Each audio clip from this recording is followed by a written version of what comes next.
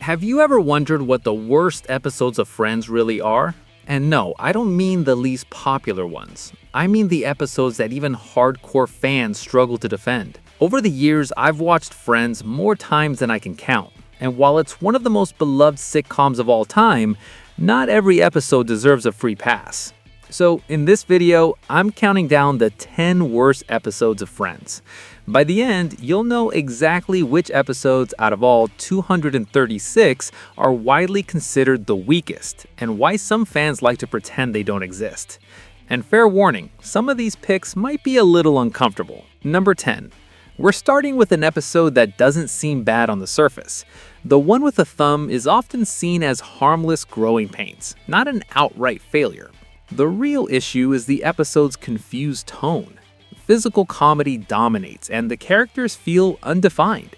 Phoebe, for example, isn't herself yet. She feels like an experiment. Worse, the situations go nowhere. It feels like the writers were just throwing ideas at the wall.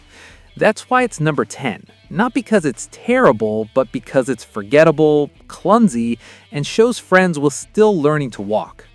And if this episode is weak because the show still didn't know what it wanted to be, the next one is frustrating for a very different reason. Number 9.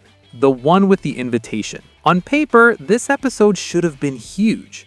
It sits right before one of the most important moments in the entire series, Ross's wedding in London. And yet, instead of pushing the story forward, Friends suddenly hits the brakes. What we get is a clip show, recycled flashbacks, scenes we've already seen, and memories that don't add any new emotional weight. The timing makes it even worse. Viewers were expecting tension, momentum, and emotional payoff, and instead got a recap disguised as a full episode.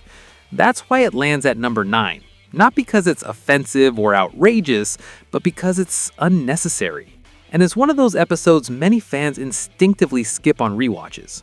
Number 8. The one with the ick factor. At first glance, this episode plays like a classic early Friends misunderstanding. Light, awkward, and meant to be harmless fun. But the central plot, involving Monica unknowingly dating someone much younger, leans heavily on discomfort rather than clever comedy. The humor relies on shock value and awkwardness, without slowing down to reflect on why the situation is unsettling. Everything is brushed aside quickly, with no real consequences, as if acknowledging it once is enough to justify the joke. That's why it sits at number 8. Not the worst episode, but one of the clearest examples of a storyline that simply didn't age well, and feels careless by today's standards. Number 7. The one with the butt. This episode shows Friends at its most basic, leaning heavily into broad, visual comedy.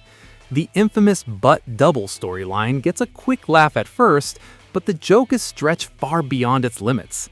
There's no meaningful character development, no strong conflict, and nothing that pushes the group dynamic forward.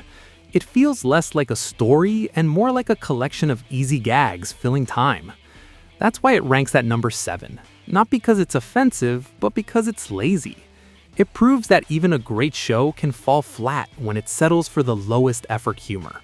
Number 6. The one with the fake Monica. This episode actually starts with a promising idea. Monica meeting someone who lives the life she secretly wants could have been emotionally rich and character-driven. But that potential is completely buried under one of the show's most disliked elements, Marcel the monkey. His subplot feels childish, forced, and wildly out of place. The tonal clash between a storyline that could have explored Monica's insecurities and one that feels like it belongs in a kids' show drags everything down. That's why it lands at number 6. Not because the concept was bad, but because the execution sabotaged what could have been a great episode. And from here on out, we enter episodes that are no longer just weak or clumsy, but actively uncomfortable. Number 5. The one with Ross and Monica's cousin. This is one of those episodes that immediately makes viewers uneasy, and it knows it.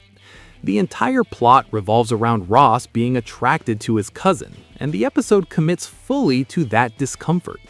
The humor is built almost entirely on secondhand embarrassment, portraying Ross as desperate, pathetic, and completely out of character. There's no growth, no lesson, just escalating awkwardness with no relief. That's why it ranks at number 5. Not the absolute worst, but one of the hardest episodes to defend, even for longtime fans.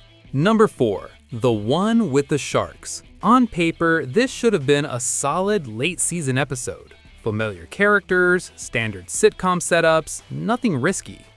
But almost nothing works. The jokes don't land, the subplots feel unfocused, and the entire episode lacks energy. There's no strong central idea and no memorable moment to carry it. It feels flat from start to finish, like everyone involved was going through the motions. That's why it sits at number 4, because it proves that a comedy doesn't need to be offensive to fail. Sometimes it just fails by being boring. And now, we enter episodes that provoke rejection not only because of quality, but because of ethical and moral issues. Number 3. The one where Ross dates a student. This episode tries to frame its central storyline as harmless sitcom comedy, but the relationship between Ross and a student is never properly challenged by the narrative. The show treats it lightly, downplaying how inappropriate it actually is. Worse, the lack of real consequences seriously damages Ross's character, making him harder to sympathize with, especially for modern audiences. That's why it ranks at number 3, because it didn't just age poorly, it actively hurts the way many viewers see Ross as a character. Number 2.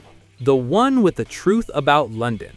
This episode leans heavily on flashbacks and exaggerated versions of the characters.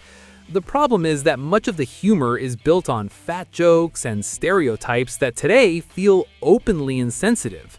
Instead of adding depth or clever commentary, the episode relies on ridicule as its main comedic engine, offering little beyond cheap laughs at someone else's expense.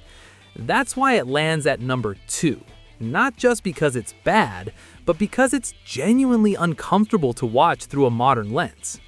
And if this episode fails because it's insensitive, the number 1 fails for something even worse. Number 1. The one where Joey speaks French. By season 10, Joey's a well-established character with years of growth behind him. This episode throws all of that away. The joke hinges on Joey being so stupid that he can't repeat even a single French word, not once. Je m'appelle Claude. Je te fliege. Oh mon Dieu! Oh, de fouf. The exaggeration goes so far that he stops feeling like a character and starts feeling like a cartoon, completely disconnected from who he's been for 10 seasons. That's why it's ranked number 1. Not just because it's bad, but because it betrays a beloved character and doesn't feel like Friends at all. And honestly, episodes like this are what make Friends so interesting to rewatch. Once you start looking closely, you realize not everything holds up the way we remember.